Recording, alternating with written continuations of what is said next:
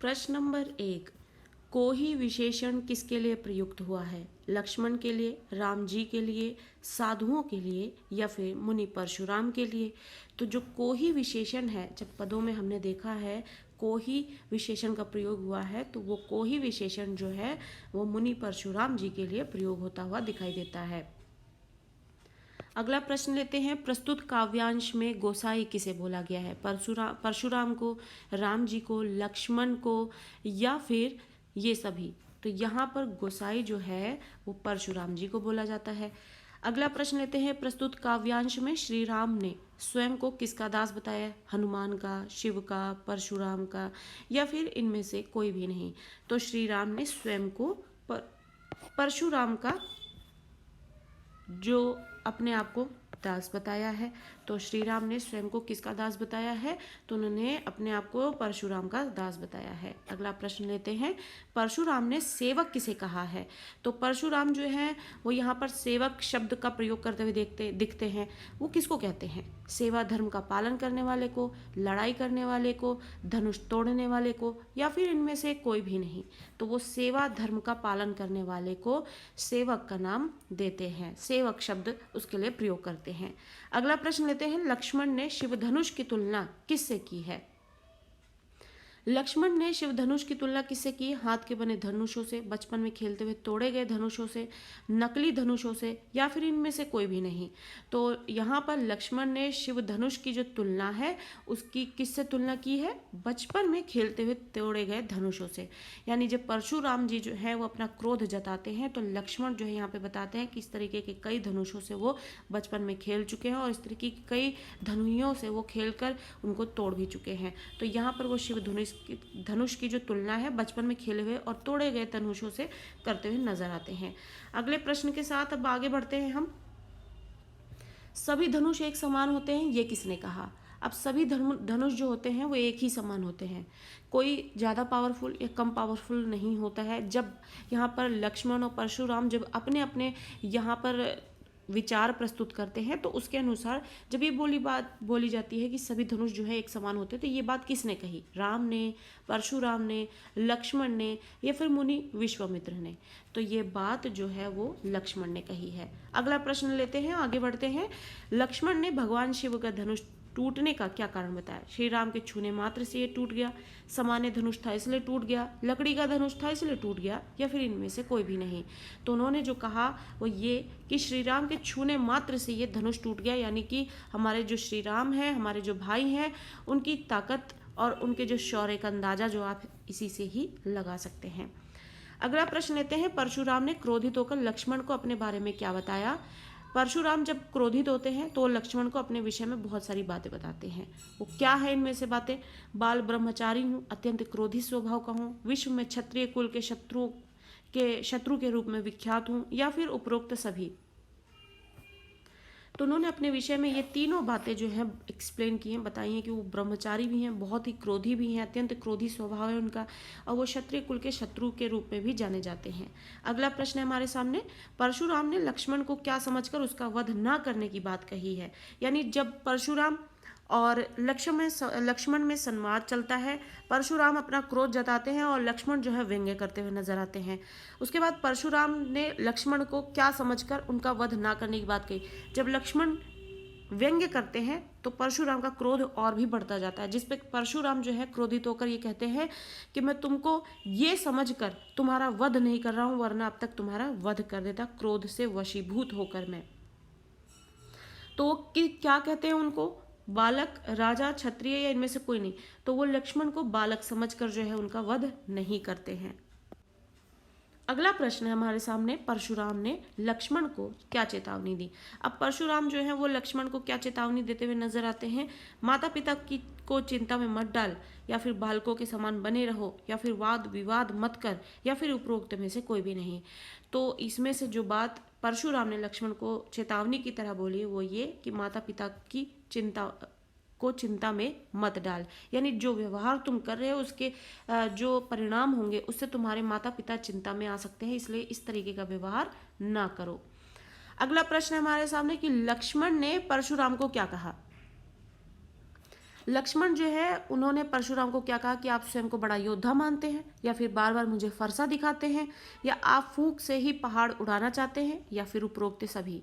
तो उन्होंने इसमें से ये सारी बातें जो है उनको कहते हुए नजर आते हैं। लक्ष्मण जो है परशुराम को ही बार कहते हुए नजर आते हैं कि आप अपने आप को स्वयं को बहुत बड़ा योद्धा मानते हैं क्या, या फिर बार बार मुझे फरसा दिखाते हैं, या आप फूंक से ही पहाड़ उड़ाना चाहते हैं। तो ये सारी बातें जो है उनको कहते हुए नजर आते हैं। अगला प्रश्न लेते हैं, काव्यांश के आधार पर बताइए कि रघुकुल के व्यक्ति किस पर अपनी वीरता का प्रदर्शन नहीं करते।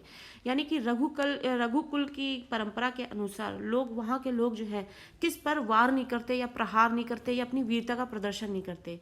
देवता, ब्राह्मण, भगवान के भक्त, या फिर इन सभी पर।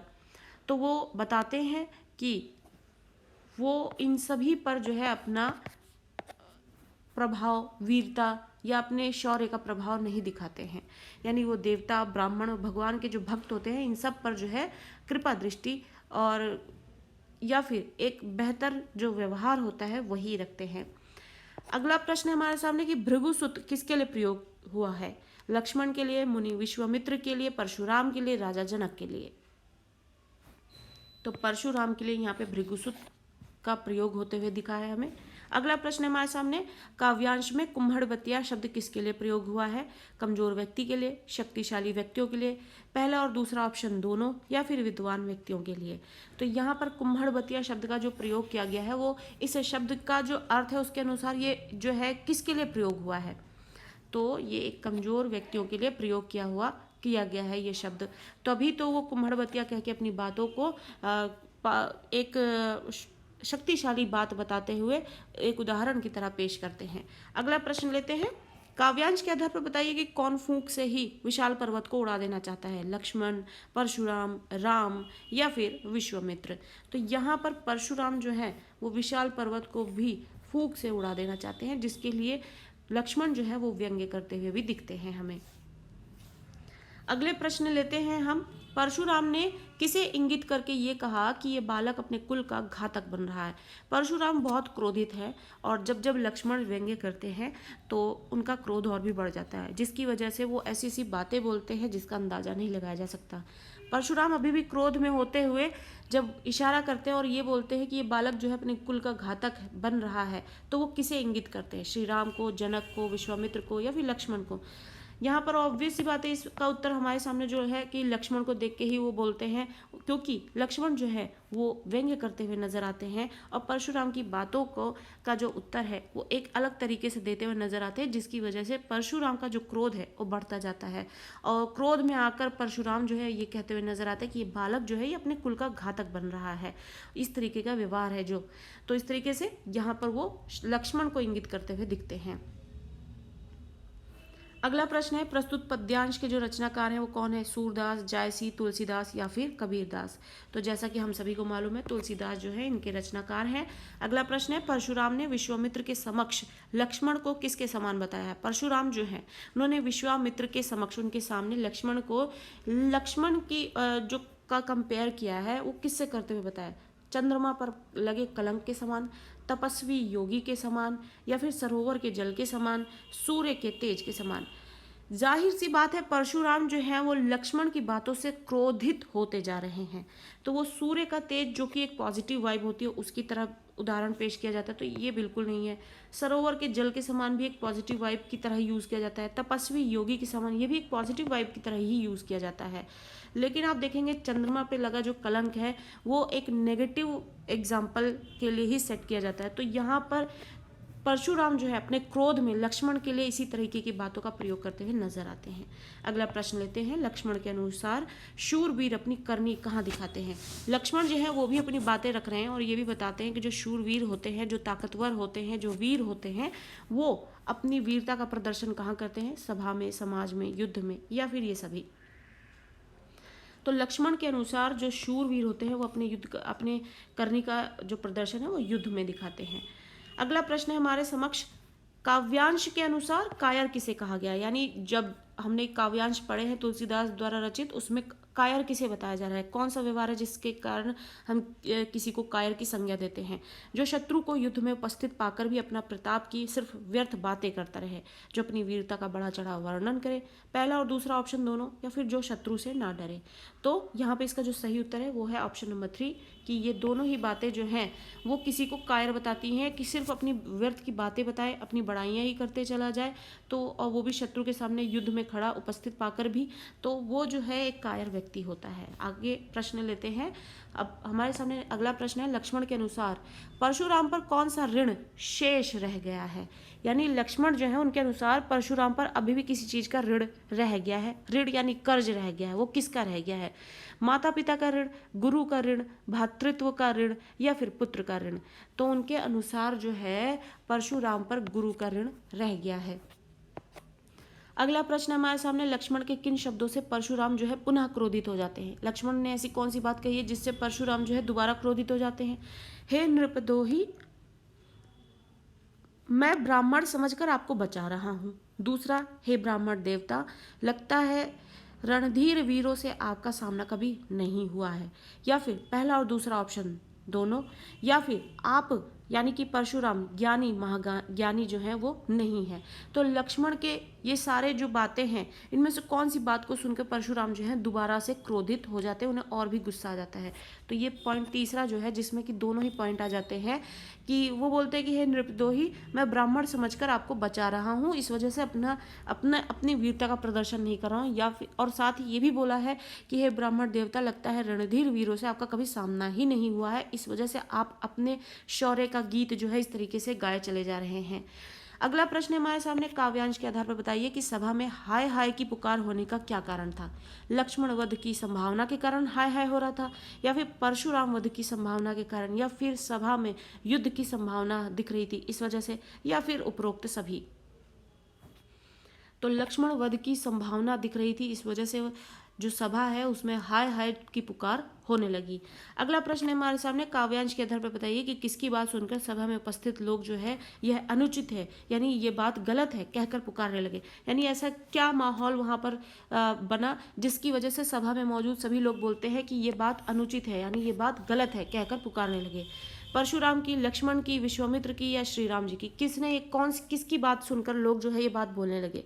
तो इनमें से जो है हमारे पास जो 4 ऑप्शन है, इनमें से कौन है जिसकी बातों को सुनकर लोग बोलते हैं। तो ये लक्ष्मण की बातों को सुनकर जो है ये बोला जाता है, उपस्थित लोग जो है वो ये बोलते हैं ये अनुचित है, किसकी बात सुनकर, सभा में।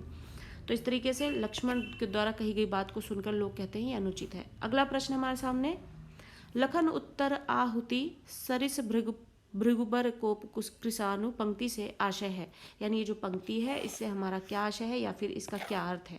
लक्ष्मण के उत्तर परशुराम की क्रोधाग्नि में आहुति के समान कार्य कर रहे हैं। यानी कि परशुराम क्रोधित है और लक्ष्मण जो व्यंग्य बोल रहे हैं या फिर जो उत्तर दे रहे हैं उससे उनकी क्रोधाग्नि में को और भी बढ़ाने का काम कर रही है। या फिर श्री राम के उत्तर परशुराम की क्रोधाग्नि में आहुति के समान कार्य कर रहे हैं। यानी या फिर श्री राम के पहले ऑप्शन में लक्ष्मण के जो बातें हैं वो क्रोधाग्नि बढ़ा रहे हैं, या फिर श्री राम की बातें क्रोधाग्नि बढ़ा रही हैं, या फिर परशुराम के जो वचन है वो लक्ष्मण को क्रोधाग्नि में आहुति के समान लग रहे हैं, या फिर उपरोक्त में से कोई भी नहीं। तो जो इसका सही उत्तर है वो ये है कि लक्ष्मण के जो उत्तर हैं वो परशुराम की क्रोधाग्नि में आहुति के समान कार्य करते हुए दिख रहे हैं। अगले प्रश्न के साथ आगे बढ़ते हैं। पहला प्रश्न है हमारे सामने कि परशुराम के क्रोध का जो मूल कारण है वो क्या है। शिव धनुष का टूटना, जनक द्वारा शिव धनुष को सभा में रखना, या फिर श्री राम द्वारा शिव धनुष का अपमान करना, या फिर लक्ष्मण द्वारा व्यंग्य बाण चलाना। हम सभी ने देखा है पाठ को पढ़ते हुए समझते हुए कि परशुराम जो है वो क्रोधित क्यों हो रहे हैं। वो क्रोधित इसीलिए हो रहे हैं क्योंकि शिव धनुष का टूटना देखकर वो जो है उनके क्रोध का मूल कारण बन जाता है। अगला प्रश्न, प्रश्न नंबर 2 लेते हैं। परशुराम सहस्त्रबाहु को अपना शत्रु क्यों मानते थे। जो परशुराम है वो एक वाक्य सुनाते हैं जहाँ पर बताते हैं कि सहस्त्रबाहु जो है उनका शत्रु हुआ करता था। तो क्यों होता था, उसका क्या कारण था इसके पीछे। उसका कारण इन 4 ऑप्शन में से ही हमें इसका उत्तर सही बताना है। पहला ये है कि सहस्त्रबाहु ने शिव धनुष को भंग कर दिया था। दूसरा, सहस्त्रबाहु ने उसके पिता जमदग्नि से कामधेनु गाय का अपहरण कर लिया था। या फिर परशुराम सहस्त्रबाहु से उसके क्षत्रिय होने के कारण ईर्ष्या करते थे, या फिर सहस्त्रबाहु ने परशुराम की तपस्या भंग कर दी थी। तो इस प्रश्न का जो सही उत्तर है वो है ऑप्शन नंबर 2 यानी ख। तो इसका जो सही उत्तर है वो ये हो जाएगा। आगे बढ़ते हैं अगले प्रश्न के साथ। प्रश्न नंबर 3, लक्ष्मण जी ने परशुराम को शिव धनुष के बारे में क्या कहा? लक्ष्मण जी जो है वो परशुराम को बताते हैं शिव धनुष के बारे में, वो अपना पॉइंट ऑफ व्यू जो है दिखाने की कोशिश करते हैं। तो वो क्या बताते हैं? यह धनुष पुराना था इसलिए टूट गया, या फिर इस टूटे हुए धनुष को अपने साथ ले जाइए, या फिर ऐसे धनुष जो है हमने बचपन में बहुत से तोड़ डाले हैं, या फिर उपरोक्त में से कोई भी नहीं। जब हमने काव्यांश पढ़े तो उसमें हमने देखा है कि यही बात होती है कि ऐसे धनुष जो है हमने बचपन में बहुत सारे तोड़ डाले हैं, और ये बात जो है बताते हैं लक्ष्मण जी परशुराम को कि शिव धनुष जो है वो इस वजह से टूटता है क्योंकि जो श्री राम का शौर्य है उसके आगे ये धनुष जो है उनके सामने वो बचपन में तोड़ी गई धनुषों के समान ही है। अगला प्रश्न है हमारे सामने, लक्ष्मण ने शिव धनुष के टूटने के विषय में परशुराम को क्या सफाई पेश की? यानी कि लक्ष्मण जो है वो शिव धनुष के टूटने का कारण बताते हैं परशुराम को और उसके लिए सफाई पेश करते हुए नजर आते हैं। वो सफाई क्या दी उन्होंने? श्री राम ने तो इस केवल इसे छुआ था पर ये छूते ही टूट गया, फिर इसमें श्री राम का क्या दोष? दूसरा है पुराना होने के कारण यह धनुष जर्जर हो गया था, यानी पुराना था तो कमजोर हो गया इसलिए टूट गया। धनुष अधिक भारी था इसलिए प्रत्यंचा चढ़ाते हुए ही टूट गया। यानी कि आप सभी जानते हैं धनुष किस तरीके से गोलाई आकार में होता है और उस पर प्रत्यंचा चढ़ाई जाती है जिस पर तीर अटका के तीर का निशाना बनाया जाता है। तो प्रत्यंचा चढ़ाते हुए ही जो है लक्ष्मण बताते हैं कि धनुष बहुत भारी था, प्रत्यंचा चढ़ाते हुए टूट गया। फिर धनुष की डोरी छोटी होने के कारण प्रत्यंचा चढ़ाते हुए वो टूट गया। तो इन चारों ऑप्शन में से कौन सी सफाई दी है लक्ष्मण ने यहाँ पर हमें? तो ये कि उन्होंने ये कहा कि श्री राम ने तो इसे केवल छुआ था पर ये छूते ही टूट गया, फिर इसमें श्री राम का क्या दोष? प्रश्न नंबर 5 लेते हैं, परशुराम ने लक्ष्मण को ये क्यों कहा कि क्या तू मुझे केवल मुनि समझता है? तो परशुराम ने लक्ष्मण से ये बात क्यों कही? वे लक्ष्मण को तुच्छ बालक समझते थे जो उनसे बराबरी नहीं कर सकते थे। उन्होंने पूर्व में कई बार पृथ्वी को क्षत्रियों से विहीन कर ब्राह्मणों को दान में दे दिया था, इसलिए उन्हें अपने बल का अभिमान था, या फिर परशुराम एक क्षत्रिय थे, या फिर उपरोक्त में से कोई भी नहीं। तो इसमें से क्या कारण था जो परशुराम जो है लक्ष्मण को ये कहते हुए नजर आते कि तू मुझे क्या एक मामूली सा मुनि समझता है? तो इसका सही उत्तर क्या होगा? क्यों कहा उन्होंने ये बात, क्यों बताई? क्योंकि उन्होंने पूर्व में कई बार पृथ्वी को क्षत्रियों से विहीन कर ब्राह्मणों को दान में दे दिया था, इसलिए उन्हें अपने बल का अभिमान था। प्रश्न नंबर 6 लेते हैं, परशुराम ने अपनी भुजाओं के बल से कौन सा कार्य कर दिया था? तो परशुराम ने अपनी भुजाओं के बल से 4 ऑप्शन दिए गए हमें। देवताओं का कल्याण किया, धरती को क्षत्रियों से रहित किया, क्षत्रियों का पालन किया, या फिर असमर्थ व्यक्ति की सहायता की। तो इसका जो सही उत्तर हो जाएगा वो हो जाएगा धरती को क्षत्रियों से रहित किया था। प्रश्न नंबर 7 लेते हैं, परशुराम के लिए लक्ष्मण के शब्द किसके समान थे? जो परशुराम हैं उनके जो के लिए जो लक्ष्मण के शब्द हैं, परशुराम ने जिस तरीके से अपना क्रोध दिखाया, लक्ष्मण जो है उनके समक्ष अपनी बातें रखते थे, तो वो उनके शब्द जो है वो किसके समान हुआ करते थे? शीतल जल के समान, जले पर नमक के समान, क्रोध रूपी अग्नि में घी के समान, या समुद्र में उठती लहरों के समान। तो आप देखते ही हैं जब हम काव्यांशों को पढ़ते हैं तो एक तरफ परशुराम अपना क्रोध जता रहे हैं, दूसरी तरफ लक्ष्मण जो है अपने व्यंग्य बाणों से या फिर अपने उत्तरों से जो है वो किस तरीके से परशुराम का क्रोध जो है बढ़ाते जा रहे हैं। तो इसका वो जो शब्द है वो क्रोध रूपी अग्नि में घी के समान कार्य करते हुए नजर आ रहे थे। प्रश्न नंबर 8 लेते हैं, परशुराम जी अपने किस अस्त्र से लक्ष्मण को डरा रहे थे? धनुष से, तलवार से, फरसे से, भयंकर बाणों से? तो हम सभी ने पढ़ा है पाठ में, कविता में, काव्यांश में कि जहां पर परशुराम बार बार अपना फरसा दिखाते हुए नजर आते हैं जिससे वो लक्ष्मण को डरा रहे हैं। प्रश्न नंबर 9 लेते हैं, लक्ष्मण जी ने स्वयं को किसके समान नहीं बताया? कमजोर क्षत्रियों के समान, कुम्हड़े के छोटे फल के समान, वहां बैठे अन्य राजाओं के समान, या परशुराम जी के समान? तो जो लक्ष्मण जी हैं वो अपने आप को कुम्हड़े के छोटे फल के समान नहीं समझते हैं। प्रश्न नंबर 10 लेते हैं, यहाँ कुम्हड़ बतिया कोऊ नाही, यानी यहाँ पर कुम्हड़ बतिया कोई भी नहीं है। पंक्ति से क्या आशय है? यहाँ कोई भी मेरे जैसा क्षत्रिय नहीं है, यहाँ कोई कुम्हार के घड़े के समान नहीं है, यहाँ कोई भी कुम्हड़े के छोटे फल के समान नहीं है, या उपरोक्त में से कोई भी नहीं। तो इस प्रश्न का जो सही उत्तर होगा ऑप्शन नंबर ग होगा कि यहाँ कोई भी कुम्हड़े के छोटे फल के समान नहीं है। प्रश्न नंबर 11 लेते हैं, लक्ष्मण जी परशुराम जी को क्या समझकर अपने क्रोध को सहन कर रहे थे? लक्ष्मण जो है वो परशुराम जी को क्या समझते हैं और फिर अपने क्रोध को सहन करते हुए नजर आते हैं? उन्हें भृगुवंशी व जनेऊधारी समझते हैं, इस वजह से उन्हें साधारण तपस्वी और मुनि समझते हैं इसलिए, या फिर उन्हें एक कमजोर ब्राह्मण समझते हैं, या फिर उपरोक्त में से कोई भी नहीं।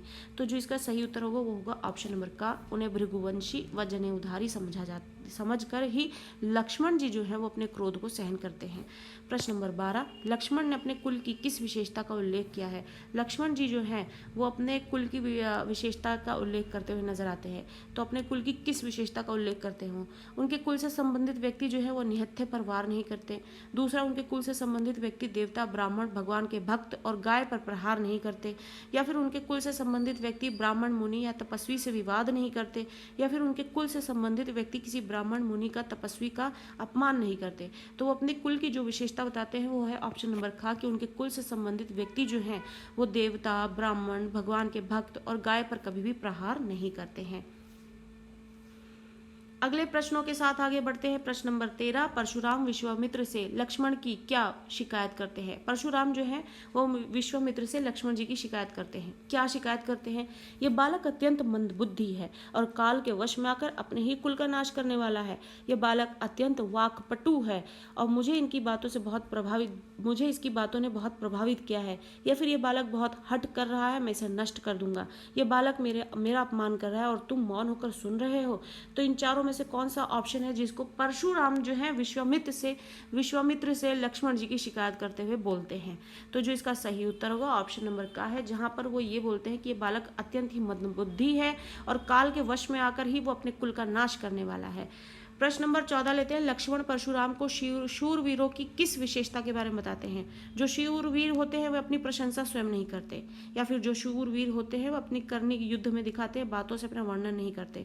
या फिर जो शूरवीर होते हैं वे आपकी तरह अपने बल का अभिमान नहीं करते। या फिर उपरोक्त में से कोई भी नहीं। तो इसका जो सही उत्तर होगा प्रश्न नंबर 14 का, वो ऑप्शन नंबर ख, जो शूरवीर होते हैं वे अपनी करनी युद्ध में दिखाते हैं, बातों से अपना वर्णन नहीं करते। प्रश्न नंबर 15, माता पिता ही उरिन भय नीके से क्या आशय है? आप माता पिता के ऋण से तो मुक्त हो गए, आप पर माता पिता का ऋण बाकी है, आपको माता पिता के ऋण को नहीं भूलना चाहिए, या उपरोक्त में से कुछ भी नहीं। तो प्रश्न नंबर 15 का जो सही उत्तर होगा वो होगा ऑप्शन नंबर का, कि आप माता पिता के ऋण से तो मुक्त हो गए। प्रश्न नंबर 16, लक्ष्मण ने परशुराम से ऋण चुकाने के लिए किसे बुलाने को कहा था? लक्ष्मण जी जो है वो परशुराम से ऋण चुकाने के लिए किसी को बुलाने के लिए कहते हैं। किसको कहते हैं? अपने गुरु को, राजा दशरथ को, या फिर हिसाब किताब जानने वाले को, या फिर किसी बिचौलिए को। तो वो किसको बुलाते हैं? हिसाब किताब जानने वाले को। प्रश्न नंबर 17 लेते हैं। विश्वामित्र ने परशुराम के क्रोध को देखकर क्या कहा? अब विश्वामित्र जी जो है वो परशुराम के क्रोध को देखकर क्या कहते हैं? बालकों के दोष और गुण को साधु लोग नहीं गिना करते। या फिर साधु लोगों को इतना क्रोध हुआ अहंकार शोभा नहीं देता। या फिर आप मुनि और तपस्वी हैं, शिव धनुष के टूटने से आपको क्या प्रयोजन? उपरोक्त में से कोई भी नहीं। तो विश्वामित्र ने क्या बात कही परशुराम को के क्रोध को देखकर? तो विश्वामित्र जो है वो ये बोलते हैं कि बालकों के दोष और गुण को साधु लोग जो है कभी गिना नहीं करते। अगला प्रश्न लेते हैं। प्रश्न नंबर 18, परशुराम और लक्ष्मण संवाद में राम का मौन उनके स्वभाव की किस विशेषता को उजागर करता हुआ दिखता है? धीरता और गंभीरता, मर्यादा और विनयशीलता, बड़ों और गुरुजनों के प्रति अपार श्रद्धा व आदर, या उपरोक्त में से कोई भी नहीं। तो जो राम का जो यहाँ पर स्वभाव है वो जिस तरह से दिख रहा है वो किसके बारे में जानकारी दे रहा है? उपरोक्त में से परशुराम और लक्ष्मण संवाद में राम का मौन जो है उनके स्वभाव की किस विशेषता को उजागर करता है? धीरता और गंभीरता, मर्यादा और विनयशीलता, बड़ों और गुरुजनों के प्रति अपार श्रद्धा व आदर, या उपरोक्त में से कोई भी नहीं। तो यहाँ पर शीतल जल के समान जो है किस तरीके से राम जी के लिए जो है एक उदाहरण प्रयोग किया गया है, तो इसलिए इसका उत्तर जो है उपरोक्त से कोई भी नहीं हो जाएगा। प्रश्न नंबर 19 लेते हैं। परशुराम के क्रोध की अग्नि को शांत करने में मुख्य भूमिका किसने निभाई? यानी परशुराम जो है किस तरीके से सभा में अपना क्रोध जो है बार बार दिखाए ही जा रहे थे, तो उनकी इस क्रोध की अग्नि को शांत करने का काम किसने किया? अयोध्या के राजा दशरथ ने, विश्वामित्र ने, स्वयं भगवान शिव ने, या फिर श्री राम ने? तो यहाँ पर जो है स्वयं श्री राम ने जो है यहाँ पर परशुराम के क्रोध की अग्नि को शांत करने का काम किया। प्रश्न नंबर 20 लेते हैं। जल सम वचन यानी जल के समान जो वचन है, पंक्ति के अनुसार जल के समान शीतल वचन किसके थे? राम, परशुराम, विश्वामित्र और लक्ष्मण। तो यहाँ पर जो सही उत्तर हो जाएगा वो हो जाएगा ऑप्शन नंबर का, कि यहाँ पर जल के समान। जल कैसा होता है? शीतल होता है। आप देखेंगे, आप ठंडा पानी पियेंगे, आपको बहुत प्यास लगी, आपको ठंडा पानी मिलेगा तो आपको शीतलता मिलेगी, तो आपको कितना सुकून मिलता है। तो जल का काम है हमारी प्यास बुझाना, हमें शीतलता देना। तो इस तरीके से जो राम के वचन है वो जल के समान ही शीतल थे, जो कि परशुराम की जो क्रोध की अग्नि है उस पर पड़कर उनको शांत कर रहे थे। और इस तरीके से हमने इस पाठ से संबंधित बहुत सारे प्रश्न किए हैं डिस्कस यहाँ पर, जो कि आपके लिए बहुत यूज़फुल होने वाले हैं। और इस तरीके से अपने एग्ज़ाम्स की तैयारी के लिए आप MCQs को यहाँ पर समझें, पढ़ें अच्छी तरीके से। और वीडियो अच्छी लग रही है तो इसे लाइक करते रहे, ज़्यादा से ज़्यादा शेयर करते रहे, चैनल को सब्सक्राइब करना ना भूलें। और इसी तरीके की और भी वीडियोज़ पाने के लिए चैनल के साथ यूँ ही बने।